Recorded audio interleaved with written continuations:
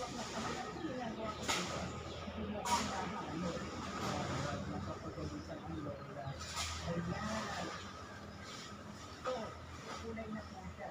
Kasi, nasabi ko, kulay na po ang ating ginawa. Kumukulay na ako sa rest. Ayan. Oh, ayan.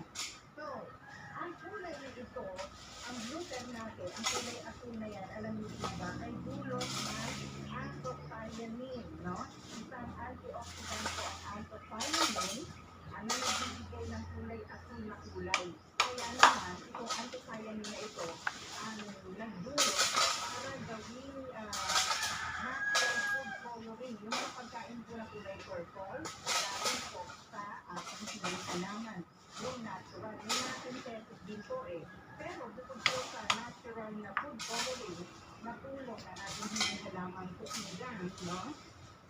Ginagamit niyo po ito sa paggawa ng cosmetic. Kung meron kayong kulay purple na kuko, kakayan o nadamatan ng anthocyanin gaya po sa ating glutenatic gland.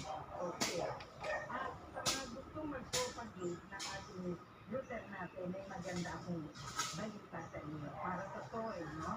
Pero before that, alam niyo po ba na maganda rin sa mata? Ha?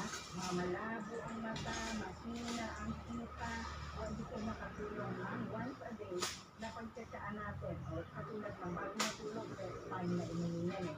Medyo warm, hindi naman po pinagkakailan kasi mababawasan yung dita niya, no? Kaya medyo warm lang na tubig. So ito na, kumukulay na siya, direct, diba? Ayan. Maganda na po ang kulay ng ating gluten natin, no? At ang nagbibigay ng paglutong ng mata, laban sa katarata, glaucoma, ay ang taglay po na proanthocyanidin, no? Ang tawag doon ay proanthocyanidin na taglay na flavonoid ng ating pong piling halaman, ang gluten natin. Kung gusto nyo pong magtanim, nagpuproduce po ang ating hiling halaman ng salt, yung titigla ng buto. At yung buto, pag nag-dry na yung salt na yun po ang itinatanim. At mabilis lang po na bumulaklak at mabilis lumaki at bumapan ang ating gluten natin. Ang magandang sinasabi ko para sa mga mahilig na halaman, kung kayo po ay may garden o sa farm, gamihan po ninyo ang pagkakain ng gluten natin kasi nagbibigay po ang kanyang pinakahalaman ng lugar ng nitrogen